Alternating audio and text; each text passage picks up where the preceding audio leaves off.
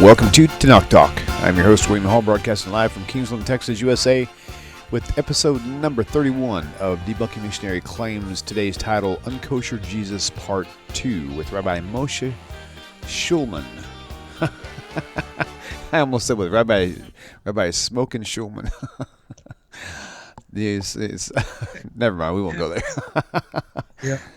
That's funny. How are you? We're having a lot of interruptions lately. Say again?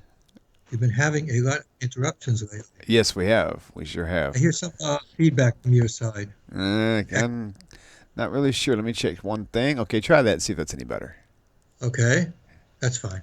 Okay, Good. Great. Had a room speaker on, so that when I take my headphones off, I can still hear you. I'm afraid that people don't remember what we're doing, so I'm going to have to do a little bit more review before I go on to the material. That sounds good. Because Tovia and this and everything. Sure, certainly.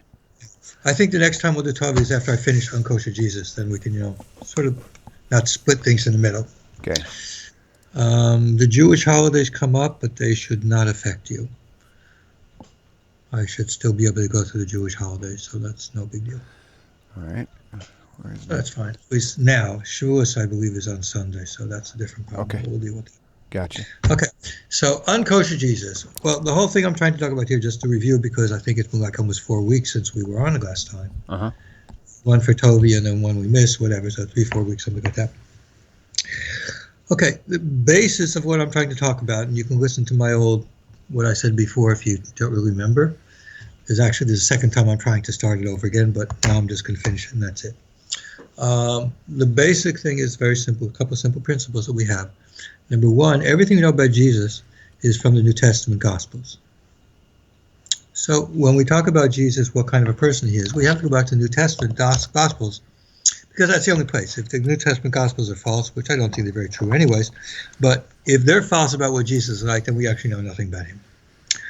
Okay, so we have to do that. And number two is a point that many scholars make as far as trying to verify those things in the New Testament.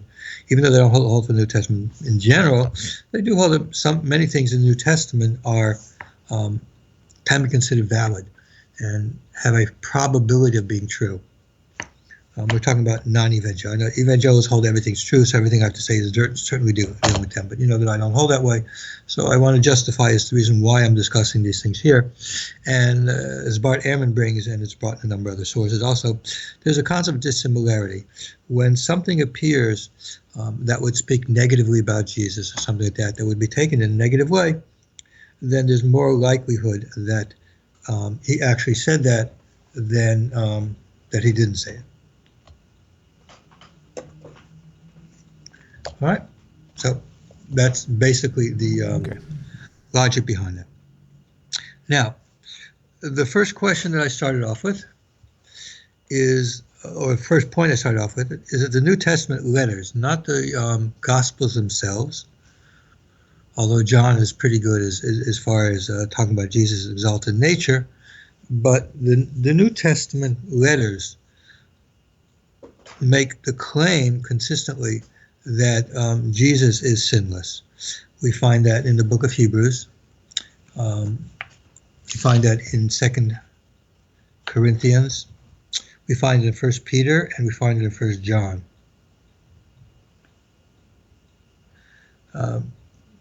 Now, a good example of it is, take Hebrews 5:9, which we don't know who actually wrote it. It said, "And being made perfect, he became the author of eternal salvation unto all them that obey him." So, in the gospel, in the letters that were written after Jesus died, by those people who were trying to explain the theology and the religion which became Christianity is supposed to believe about Jesus, the point is clearly made that Jesus is actually perfect. Now, if you don't believe the letters that I do, then, whatever, that's a different story. But again, the audience here is basically people who evangelical, believing in the letters as being the divine word of God. And so you have to recognize that the letters say clearly that Jesus is sinless. And I think, William, you'll agree with me that probably 90+% of evangelicals are going to say, yes, Jesus was sinless. I would say every evangelical I could possibly think of would say. Well, I want to give myself a little wiggle room. That's probably smart. You might find this one weird guy, who's a Bernie Sanders supporter and says, no, Jesus wasn't perfect. He voted Republican one year, so you Okay. can't whatever. So you just have to leave yourself open to that. So, as I pointed out, one of the problems is that we have to deal with what it says about Jesus in the New Testament. And while we see many people talking about Jesus in the New Testament and many nice things he says, usually they appeal to the Sermon on the Mount, that he says some very nice things.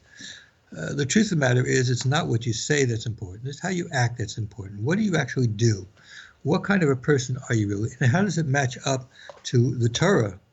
What the Torah tells us how we're supposed to act, what kind of actions we're supposed to have. How does it match up?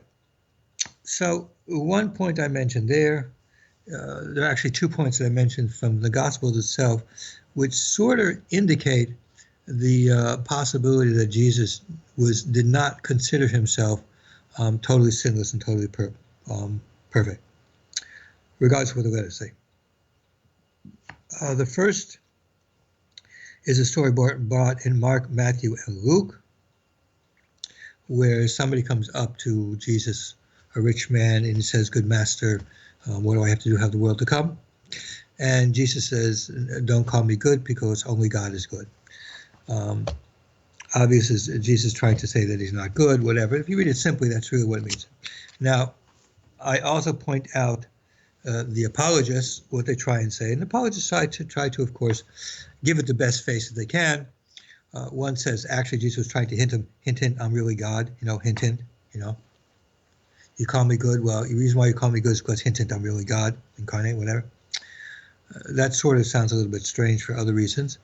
And God, when we talk about the Trinity, we're going to find out that actually nobody in the New Testament actually believed that Jesus was identical with the Father God, as the Trinity would require it to be.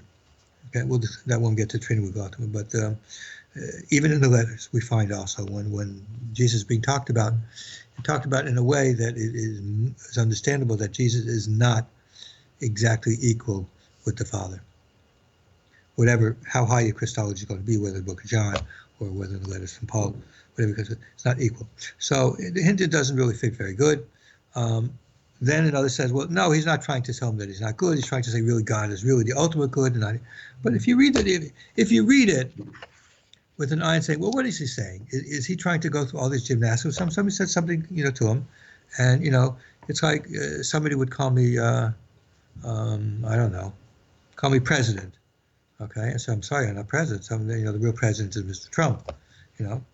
Now that's certainly not saying that anything like that. Anything in similarity. So again, the second one, which I think is much more significant and much more important, and scholars don't really seem to catch on to it very much, nor the apologists either. And that's what's brought in Mark, Luke, and Matthew, not in John, by the way, because John has a Christ who is pretty high up there. John is pretty close to saying that Jesus is perfect and doesn't sin. So John is pretty close to that, but he doesn't, actually come out with it. But we'll see that we'll talk about John later on, about whether Jesus sins in John also.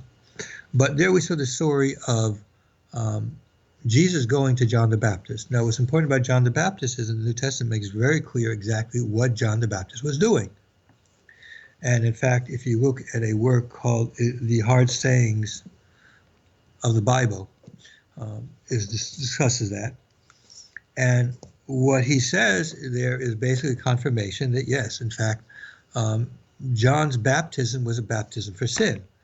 Now, the question is, of course, why does Jesus have to go there to get baptized?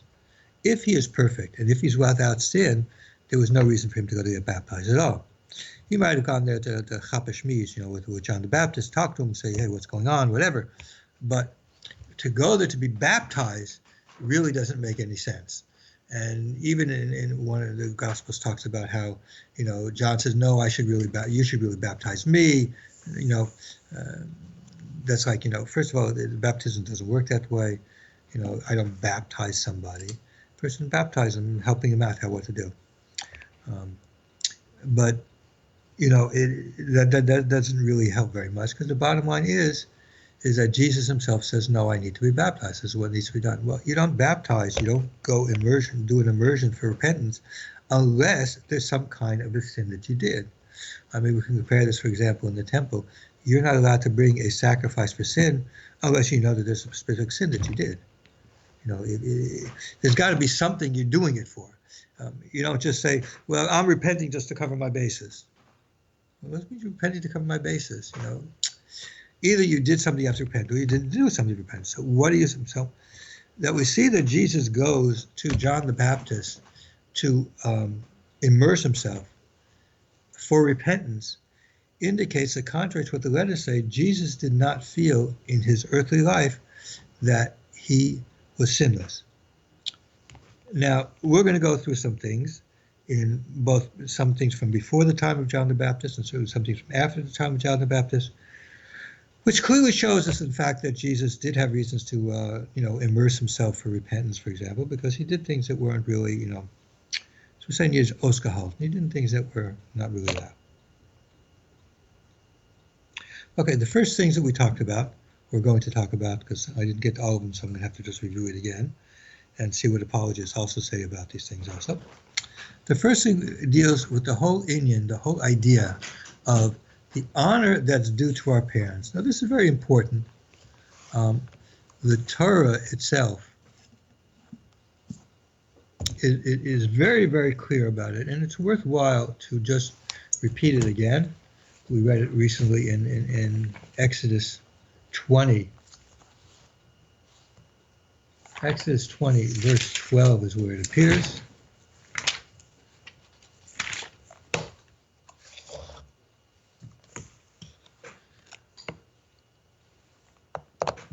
And the verse says this. You're a bit off screen, by the way, Rabbi. Okay, well, you don't have the Hebrew up there, so. I can put the Hebrew up, but you wouldn't be able to see it unless you logged into the channel. That doesn't make a difference. I have it in front of me. Kabad es uvichu es amechu. You should give honor to your father and your mother. Leman yirichan yamechu, in order that I should lengthen your days. Ahu aduma, on the land, asher Hashem alakecha noisan lach, that Hashem gave to you. This is repeated again in Deuteronomy, essentially the same thing. The commandment to honor your parents. Now, honor is the kind of thing that there's really no limit to. But there's certain things that we certainly know about it. The rabbis talk about it.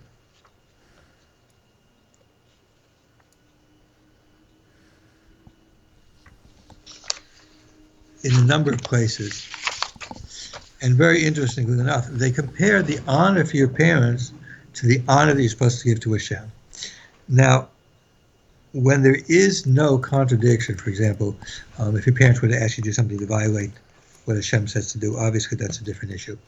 But when there's no violation of what Hashem says to do, the honor for your parents actually comes up before anything else.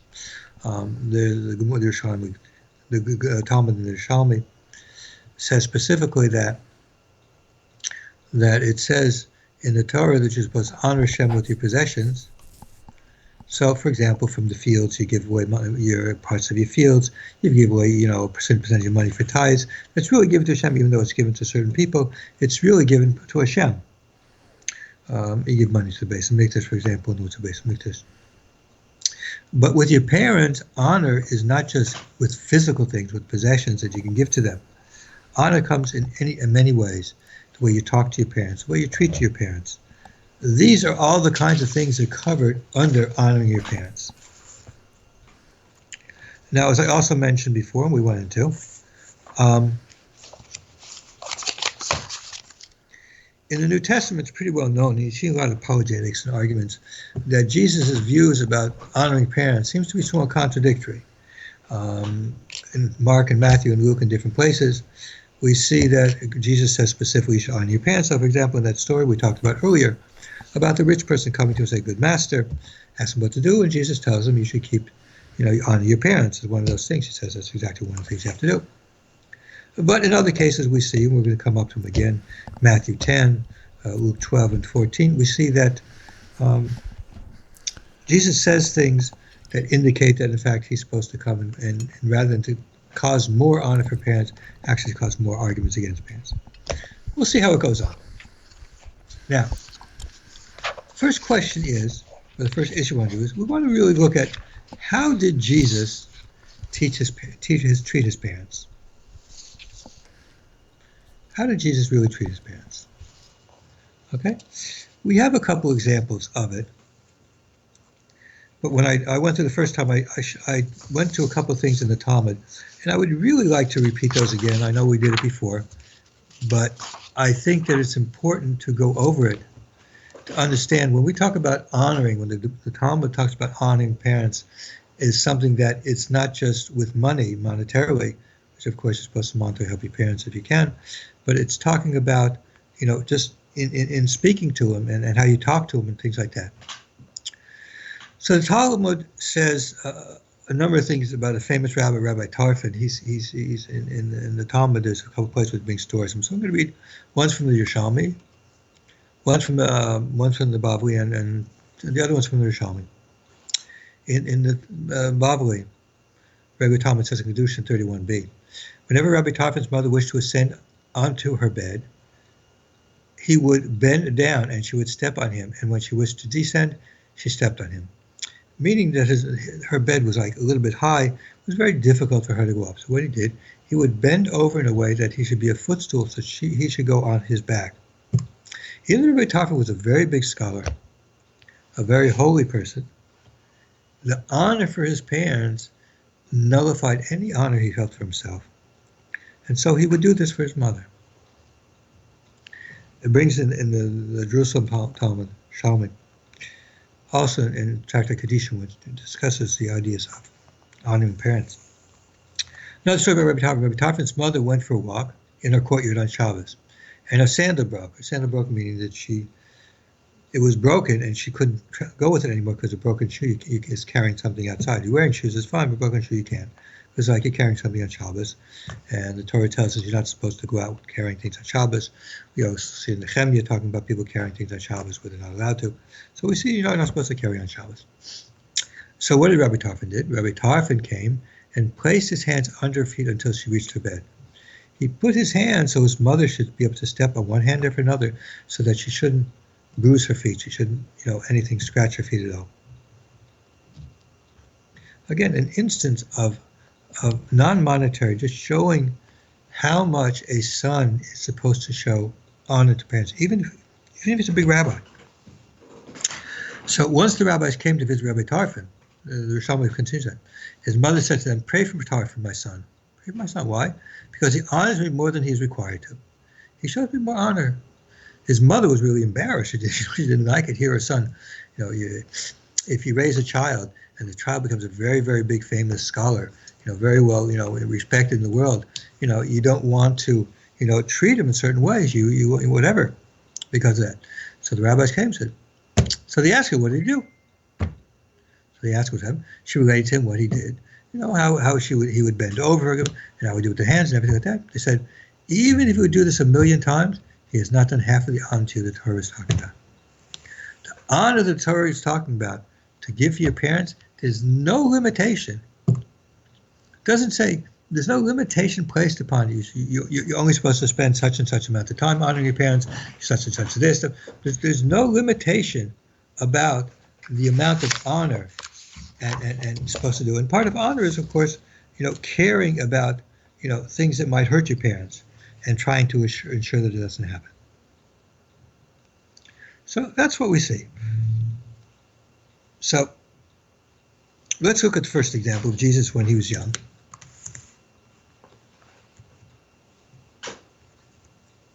This was clearly before he met up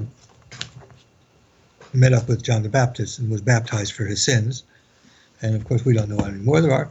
So let's look at it. Luke 2, 41 through 49. Luke 2, 41 to 49.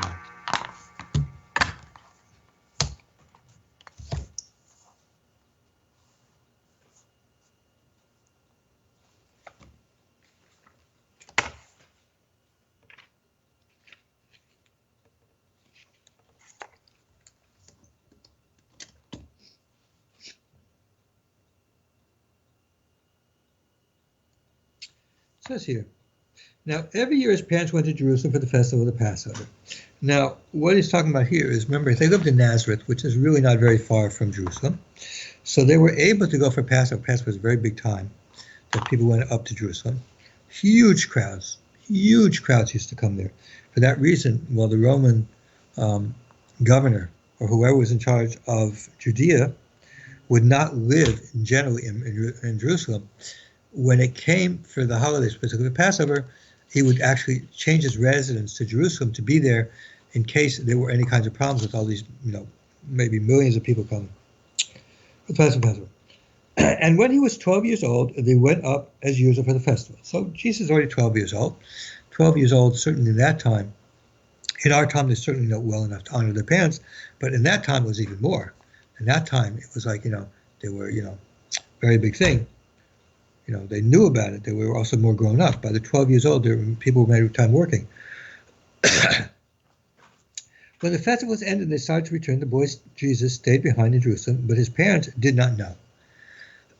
Okay, so what happens here? Parents go back on the way home to Nazareth, where they lived. Jesus stays behind, and his parents didn't know. Why they didn't know? Well, the next verse tells us. Assuming that he was in the group of travelers, they went a day's journey. Then they started to look for him among their relatives and friends, meaning that when there's so many people, it's very easy to somebody get lost. Or he could go with one of the, they're going families together and stuff like that, so he didn't necessarily go with them. Maybe went with his friends or something like that. So when they got a day's out and they were waiting, they looked around and they couldn't find him. Disappeared. When they did not find him, they returned to Jerusalem. So what happened is, so now they had to go back a whole day's journey back to Jerusalem. Okay. After back, or from the time that they left and back was 3 days. Don't know which one it was. Let's assume it's from when they left and back. That would be even less time, because remember, they went a day there and they went a day back. And they were searching all day. We'd be talking about 6 days, but it could be probably 3 days there and back. But it's not clear. It doesn't make a difference. After 3 days, they found him in the temple, sitting among the teachers, listening to them and asking them questions. So what happened is, he goes to the base matters, goes to his learners, and he's talking Torah. Okay, very fine, very nice thing to do. However, what about the mitzvah of kibbut av? What's about kibbut av? What's the mitzvah for that? Okay, if you wanted to stay in Jerusalem, you say to your mother, listen, I will come follow you. I want to stay here with the rabbis and learn a little bit. What's wrong with that? Why couldn't he do it? What is stopping him from doing it? Even if you're going to say, okay, well, he's supposed to be there and learning, whatever. What is stopping him from doing it by telling his parents, listen, please give me permission. I want to sit and learn, and I will come afterwards. I'll find somebody to take me to Nazareth. Won't have a problem. What stops him? He obviously didn't say, because his parents didn't know where he was. They had no where he was. No idea. And all who heard him were amazed at his understanding and his answers. So fine, everybody's with school. He's a big Talmid Chacham. It's not unusual to find 12-year-olds who have very good answers. When his parents saw him, they were astonished, and his mother said to him, child, why have you treated us like this? Look, your father and I have been searching for you in great anxiety. So let's listen a second. If Jesus is so special and perfect, he knows that what he's doing is going to hurt his parents. They're going to be worried. I mean, anybody normal understands. Once a child gets to a certain age, understands that there's certain things that are going to cause pain to your parents, so that you don't do it. You don't do it. So here he tells them that. So what's he going to say? Well, if you do something wrong, your parents say, hey, listen, you weren't right, whatever. The obvious answer for somebody who is really God-fearing and somebody who really is interested in honoring his parents is to answer, I'm sorry, I stayed here to learn. I really should have asked your permission to let you know what I was doing. Something of that nature. But what does he say? He said to them, why were you searching for me? Did you not know that I must be in my Father's house?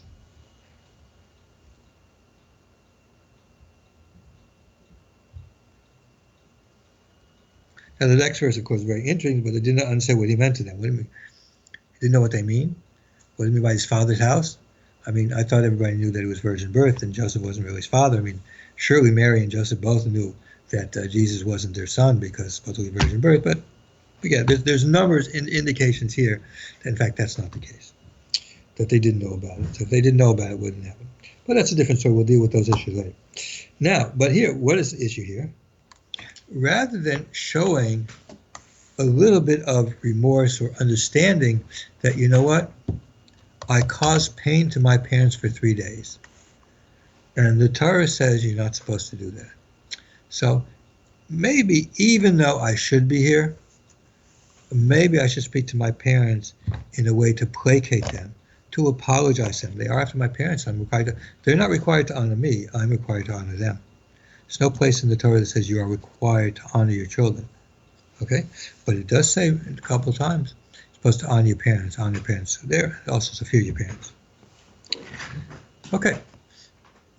But he acts as if he didn't do anything wrong. Now, interesting enough, I have an interesting thing called the Jewish New Testament Commentary. That's by a fellow named David Stern. And David Stern has something interesting to say about it. Something that to me, I was just flabbergasted.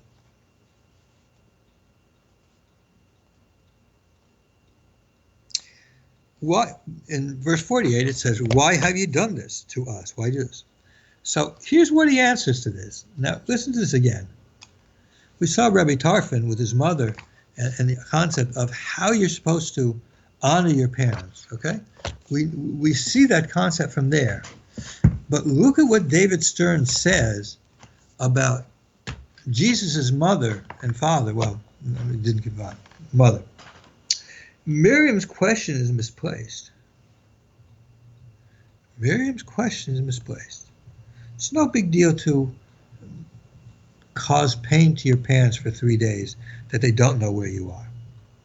There's no problem with that. There's no responsibility, no nothing. It's not any kind of a problem. Even though the Torah says you're supposed to honor your parents, nothing. Upset as she and Yosef may have been while searching several days for their child. So he admits that they're justified in being upset. They should, according to Yeshua's response in the following verse, have known where to look, especially in the light of what had been revealed to them about their son, meaning that the son was born of a virgin birth. Well, obviously they didn't know that.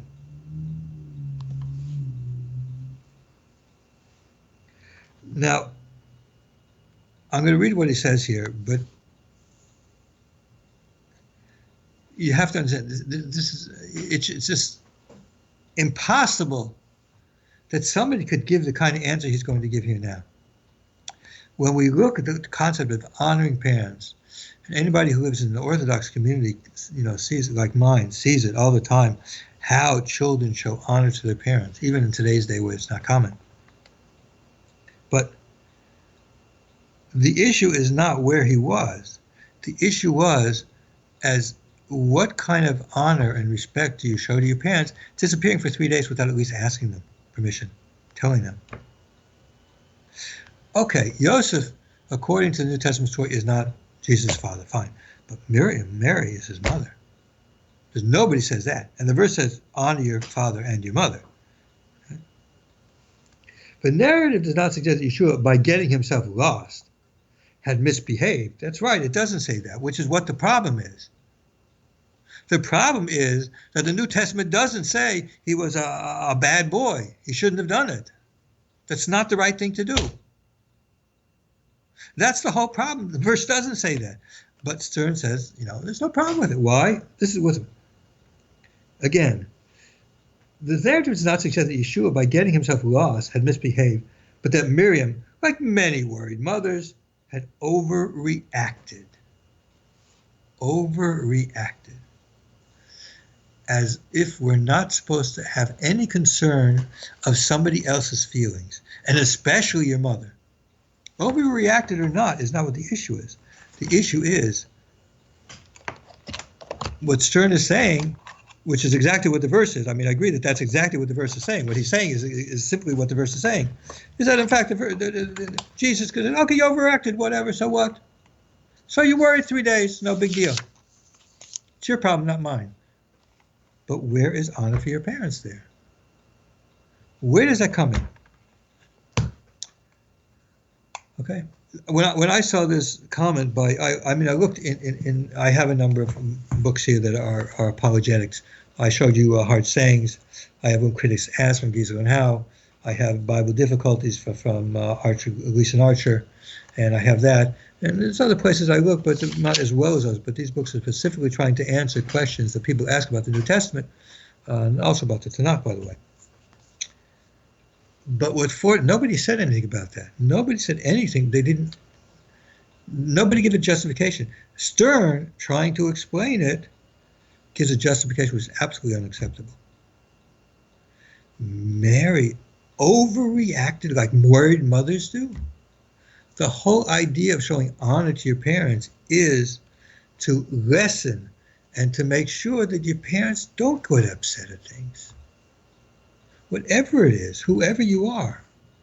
And yet in this case, and of course he accepts it. Now, let's talk about the second one. I am going to this a little bit more than I did before, because I want to go through, again, some of the answers to it. To see that, in fact, when I'm bringing something up here, that it's not just I'm trying to bring a problem here. It's because actually we see sometimes in the apologetic works actually notice what the problem is, but they don't think it's a problem. I mean, Stern does not think it's a problem at all to treat his mother like that. That's perfectly fine. Now, keeping that in mind of how he treats his mother and how he talks to her, when we look at the second one from the book of John, which I want to do, you have to take that as background. Here's a kid who disappears 3 days, his mother's worried, and he acts like she was wrong and not him. Think about this. She was wrong and not him. Like he was a parent and she was a child. She was wrong and not him, and Stern justifies it. She was talking wrong. She was wrong. She's not supposed to be worried about it. Okay? As if for some reason she's not his mother. She didn't bear him for 9 months. I mean, that's, what it means to be a mother. She didn't go the pains of birth and stuff like that. She didn't go there. Honor you're supposed to show your parents. She didn't nurse him when he was young. She didn't care for him when he was a baby. She didn't do for him when he wasn't able to eat by himself. She fed him. She did all these, washed him and everything like that. She did all those things for him. And, he's not supposed to care about it. But that's the really, if you think about it, kibbut avayim, honor for the parents, especially for the mother, is something that, in all the texts we talk about the Noahide laws. Noahide laws don't talk specifically about honoring parents, but every single text that I have seen always talks about that. That's the requirement. Why? Because it's something we understand. Your parent, it shows how when you deal with somebody does something good for you. You show that oh, somebody did something good for me. I am going to, treat them well because they treated me well. It's just something that it is just such common sense, and yet here we see that. So we're going to get to another instance. Let's do another instance. I noticed here a few things that I've read from rabbis. Let me see if I'm going to do any more of that.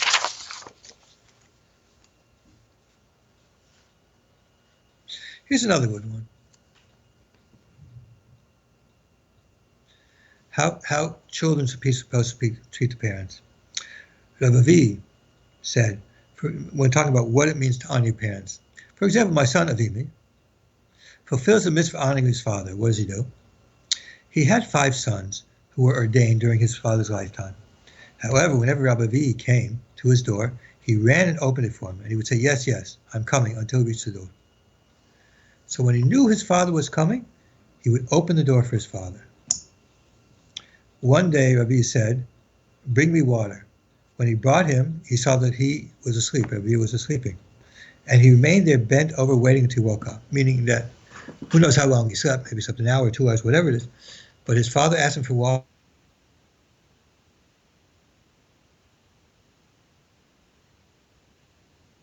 Looks like we've got a freeze up there on the internet. Hang on just a second here.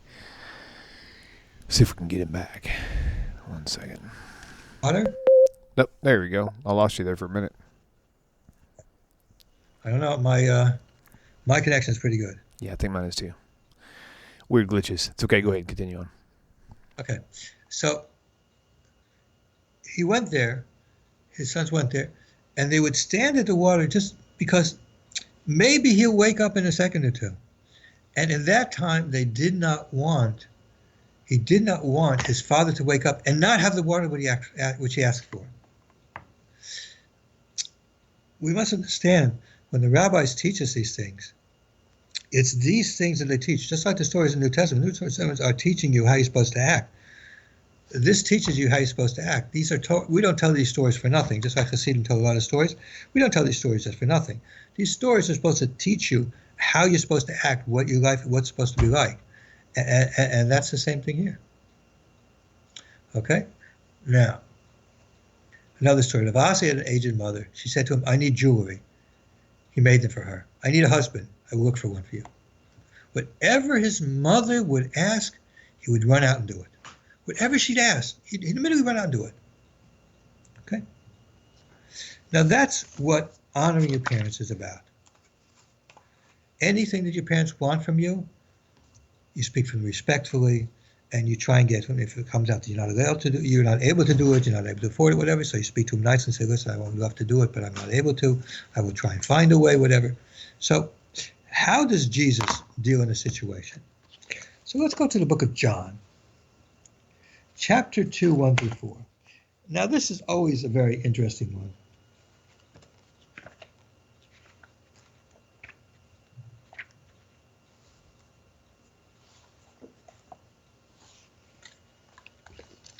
On the third day, there was a wedding in Cana of Galilee, and the mother of Jesus was there. So Jesus' mother was there. Jesus was also there, obviously. Jesus and the disciples had also been invited to the wedding. So it was a very nice big wedding. Jesus and the disciples, everyone was there, whatever. When the wine gave out, the mother of Jesus said, they have no wine. Now, if this had been Ravasi in the Gemara, what would have happened? Ravasi would have immediately said, okay, let me go out and get some for you. Not even a question about it. Any of the rabbis in the Talmud that were talking about how to honor their parents would have immediately, their answer would have immediately, let me go get some. Let me see if I can get some. Honoring the mother. So what does Jesus say, of course? And Jesus said to her, woman, what concern is that to you? And to me, my hour has not come. Your mother just mentioned something to you that she wanted. And your answer, rather than saying, yes, mother, let me do for you. Let me do for you. I have a feeling one of the reasons why we don't find in societies outside of the most Christian societies here, that children don't honor their parents, is because Jesus never showed them that. In Asia, we find that Confucius was very much into honoring parents. Honoring parents was the biggest thing. I mean, in Asian societies, Japan, China, they worshiped their ancestors. That was how much they took that. And among Jews, of course, if you go into a Jewish community here, you see things. And I know somebody who, when his father steps anywhere where he sees him, he stands up for him. Everyone, anyone. So, but certainly, if your father, your mother, if I would ask my kids for something to help me out for something, they would run. I'm very careful not to ask them because of that, because I know they would do it. Okay? But here's a case where Jesus' mother asks, says, listen, they don't have any wine. So what's Jesus' answer? Jesus said, yes, mother, let me go. He actually speaks to her, berates her. It seemed, nowadays, what we would probably refer to this as abusing. He was an abusive child. If you take these two stories together, Jesus shows himself as being clearly an abusive child towards his mother. He disappears 3 days, and he treats her like she's wrong. His mother asks him to do something, and he talks to her like, like you talk to one of your friends in the street. He was a very abusive child. So we can understand certainly why it is that he had to, go get, go get immersion for repentance. Now, it's not just that Jesus himself obviously didn't know, but it's obvious. If you think about it, if Jesus didn't have respect for his parents, for his mother, let's talk about his mother. Let's say that Joseph wasn't his father, whatever. Just for the moment, let's just talk about the mother. If Jesus did not show the proper honor, the proper respect, the proper love, and the proper relationship to his mother, how do you expect him to teach others what to do? It would be absolute hypocrisy. Yes, he did say Ali father mother was a rich person, that's true. But in his actions, when people came to questions about having to do it or not, how does he actually act? So let's deal with it. Okay? The next issue.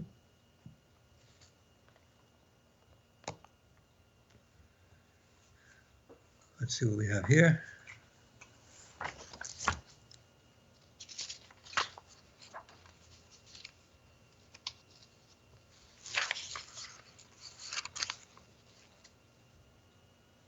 Oh, let's do this one first. I'm sorry, before we get to that one, I'm going to do another one first. This third example.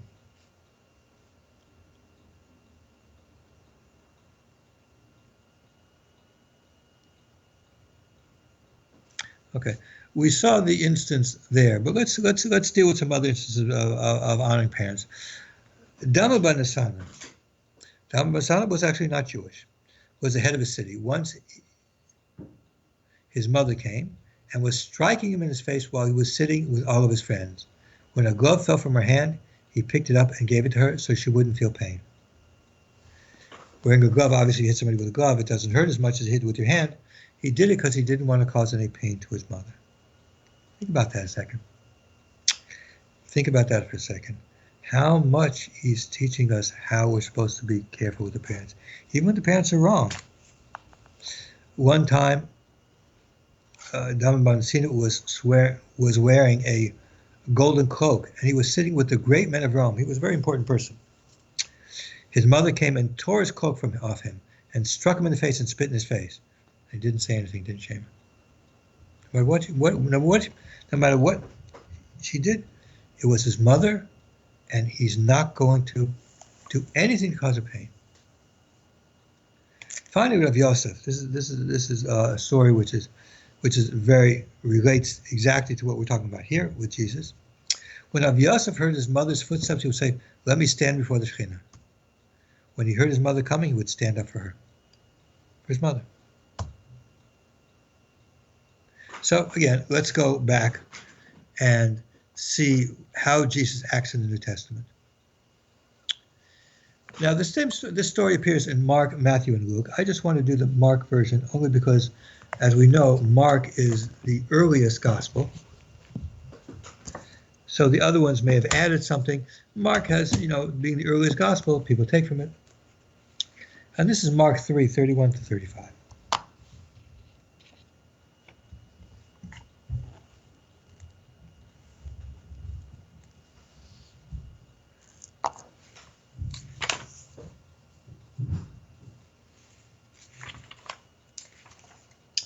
Mark 3, 31 to 35. Here we go. Then his mother and his brethren came, and standing outside, they sent to him and called him. Now, the mother and the brethren. Now, if it was just the brethren, his brothers, there's no place that says that they have to show such honor. The rabbis say you have to show honor to your older brother, but there's no place that says it for them.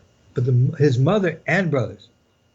A crowd was sitting around him, and they said, "Your mother and your brothers and sisters are outside asking for you." Now, let's wait a second. Let's go back to the Talmud.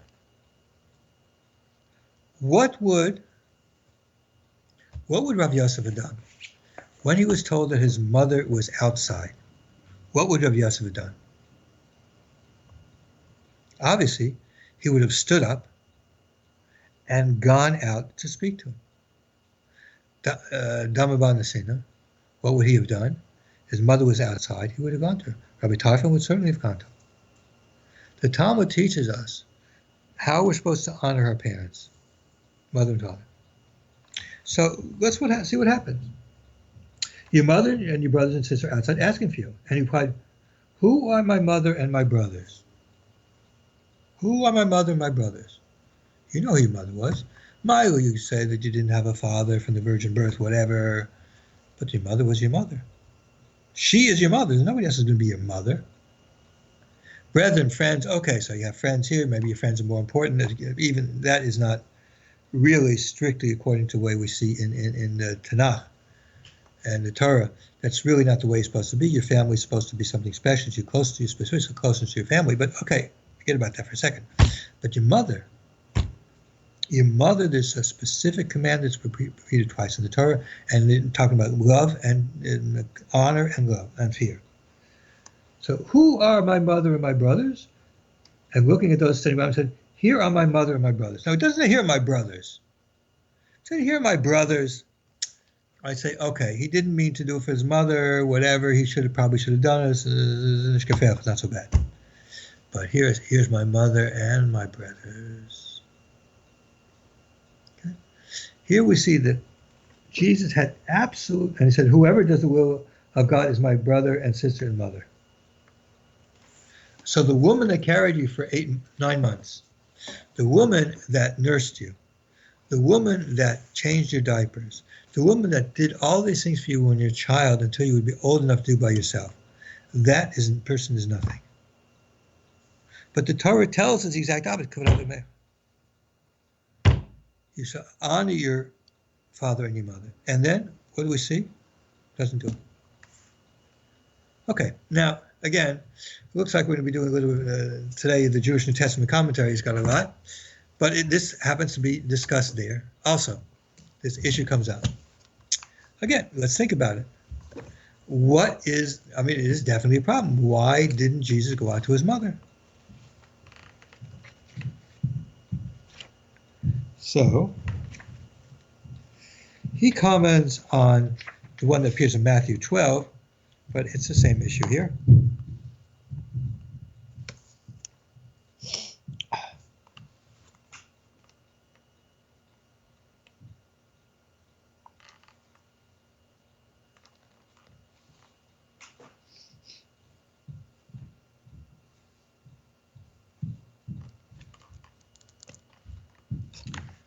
Now,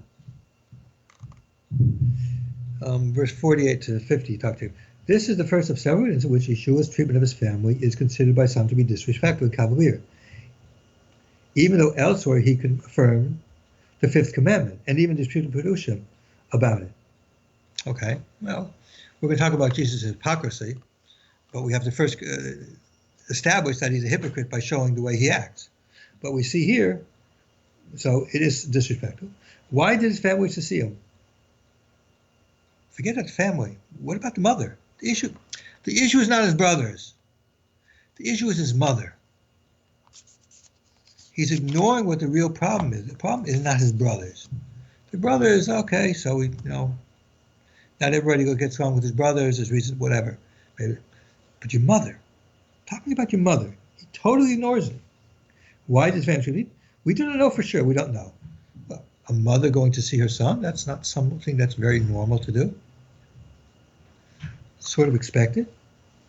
We do not know that his brothers had little understanding of his ministry. We do know that his brothers had little understanding of his ministry. Fine. Okay, so his brother, I don't care about the brothers at the moment. Maybe your answer is good for the brothers, but what's with the mother? The Torah command is for your mother. Honor your mother. You should run to your mother when she comes there. She shouldn't have to come to you. You should run to her. Or in the least case, at least make sure she can come in. Tell everybody to make room. My mother's coming to see me. And stand up for her. Show people around you. If you're such a great teacher, show people around you. There's a commandment in the Torah. You told people there's a commandment in the Torah to honor your parents. Show them by your actions what you're supposed to do. No. He doesn't even catch this. He's oblivious to it. He's been so Christianized, and so much of the Torah, what it's trying to teach us about how we're supposed to, has been taken. He just doesn't even see it. And that his mother, even though she'd been given special insight through the angel Gavriel and through Shimon and Hannah, was at times puzzled by his actions. Well, being puzzled by his actions is sort of strange because, after all, if she knew that he's the son of God, her puzzlement shows that there's a problem with what he's saying here. Although upon being reminded by him, she could summon up a measure of trust, yet may have wanted to bring him food and supplies by the principle of well-being, fearing about his. Again, no recognition whatsoever that maybe if you're a teacher and you're teaching people to follow what Hashem wants, and follow the Torah, maybe you should show them what you're supposed to do when your mother comes. We have in the Talmud, there's a whole section discussing it. I'm being some sections. All of them come from basically one place in the Talmud where it's discussing it. The mitzvah honoring your parents. There's a whole bunch of stories. Exactly how you're supposed to treat your parents. Jesus doesn't do that. His mother comes to him and ignores him like it could have been some person in the street. Doesn't make a difference. His friends are more important than his mother. Now that may be the non-Jewish way of doing it. That's maybe the Greeks do things, or the Romans do things. Romans, we know the Roman emperors killed off their family members. In the Greeks, there's one of the dialogues from Plato is a story about somebody who's actually bringing his father to court to get executed for some kind of violation. That's a non-Jewish way of dealing with parents. But the Torah way is not that way. The Torah way is to show your parents respect. That's what you're supposed to do. And Jesus, supposedly a Torah teacher, but supposedly somebody who's following the Torah and everything like that, somebody sinless, that's a sin. There's no question about it. There's not even an issue about it. It is not even an issue. If my mother, Rabbi Moshe Shulman, come to the door and I sat down and said, I'm speaking to my friends and I don't have any time for you, that would be a direct violation. So why isn't Jesus directly violating by that? But we see a pattern here. We see a pattern in the way that Jesus treats his parents. From his very young time, from when he was 12 years old, we see that he did not have the proper respect and honor and feeling towards his mother that the Torah requires of him. We see that in John, where he treats his mother. The mother says something, and rather than saying, "Okay, let me, go and see if I can speak to somebody to buy some wine," he totally abuses his mother. That's basically abuse. Nowadays, if you saw a child doing that to the parent, kids would say, "That's a spoiled, rotten kid. He's abusing his parents, talking that way." That's what everyone would say. We don't know. We all know that. Just because it's a New Testament, nobody wants to say that, but that's really what's happening. And again, here, his mother comes to see him, and he doesn't even want to see her. He didn't see her mother. I don't know. Nobody knows how long he's seen her. It was the last time he saw her, whatever. But whatever. We see this clear pattern of Jesus continually showing an absolute lack of respect for his mother. An absolute total nullification of respect for his mother. She's not even. It's not even. And the Jewish New Testament commentary actually, I have to give it to him. He actually, somewhat admits it. Yes, that's the fact that Jesus did not, his mother was wrong. He was right, and you should, there's no problem treating your mother like that. Well, if you get your ideas from a Greek world and stuff like that, where parents could kill the children, if they didn't, infanticide was very common in Romans, in many Greek areas also. If that's what you do, then obviously you're not going to see anything wrong with this. But that's not what the Torah is. The thing is, the Torah teaches us what to be. And in the Torah, that it clearly is not the way we're supposed to act. So let me do a quick review of what I did today, because it's getting, we have only a few more minutes, and I won't have time to do the next instance of how Jesus is teaching us how to honor parents. Okay, so we had 3 instances we showed here with Jesus. One is when he's 12 years old, and he causes some distress to his mother, and doesn't even think it's something worth apologizing. And if we saw Stuart in the Jewish New Testament commentary, actually says, Mary was wrong. She shouldn't have been upset. She's overreacting. Jesus is perfect. He's fine. No problem with it. She's overreacting. But I think every one of us who are parents would realize that, no, she's not overreacting. That Jesus does not really get how he's supposed to honor his parents. And again, remember, if somebody's a non-Jewish, the non-Jewish world is very common to see this. Kids have nothing to do with their parents. They speak to their parents all kinds of ways. Well, you know where it comes from. Your New Testament is teaching them how to be that way. Jesus is showing them what to do. Again, the second instance that we dealt with was by the wedding. Mother asks a child to do something, and the child speaks chitzpahdik and abusive to the parents. We've all seen people, children speaking abusive to parents. It's not the Jewish way. That's not the Torah way. It's a sin. But, that's what Jesus did. And again, the third example that we have is when the mother comes to visit him, his mother comes to visit him, he just, blows her away. Nothing. In a true Torah house, you'd never see that. Right. You'd never see that. Even in a non-Christian house, if you go to Asia and you see the way they treat their parents, you don't see that there either. You just don't see it. Okay, so I think we'll stop now because anything else we would do would really take us a little bit over the time. Right. And Emir Hashem, next week we will continue. Let me ask you, is there any questions out there? We should have asked. Let's see what we got here. I don't think there's a lot of communication in between themselves, actually. Not too much going on elsewhere. Yeah, no tags on the questions. I will tell you this, though. I knew that there were things where Jesus was not quite the yeshiva boy, if you want to call it that, or quite the Jewish role model for an observant young man.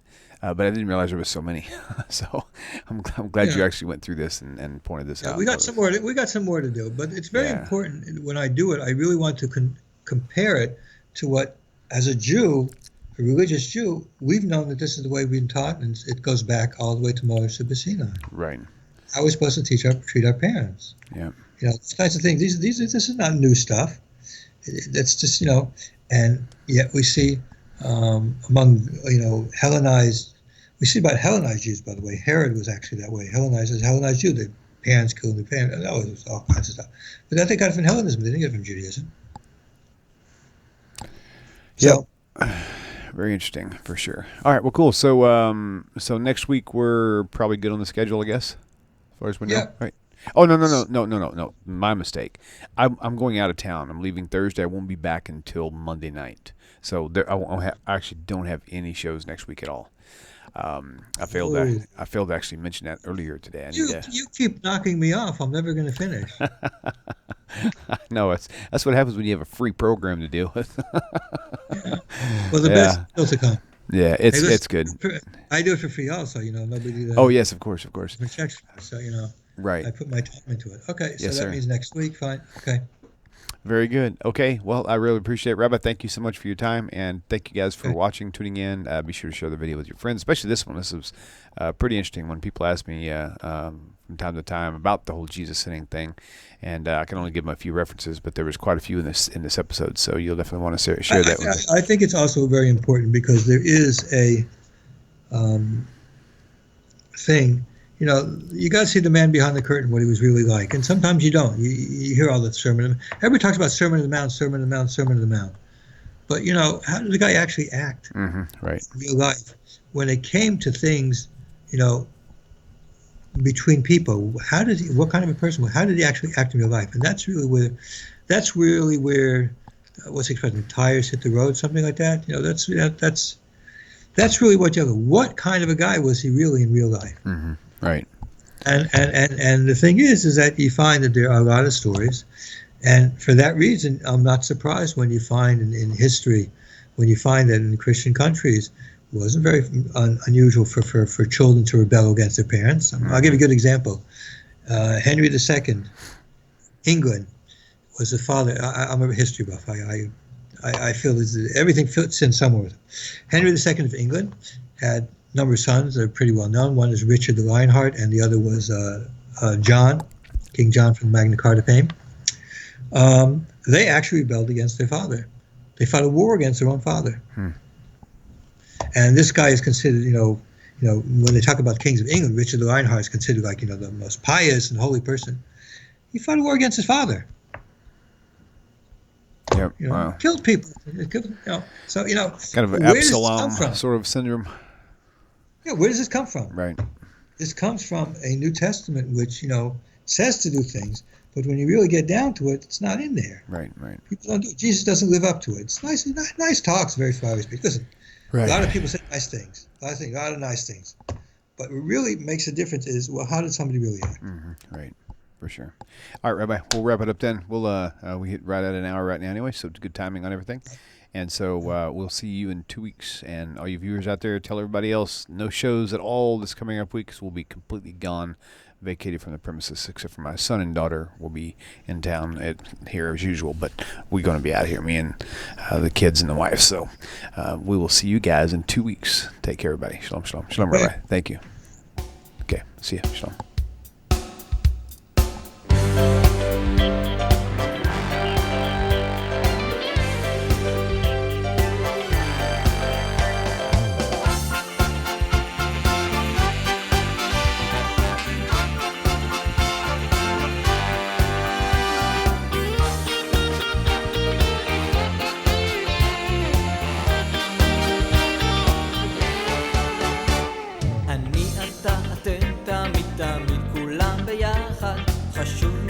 חשוב והכרחי להיות ביחד. איפוק זו העוצמה, ויתור זו הגדולה, השאיפה והכמיהה.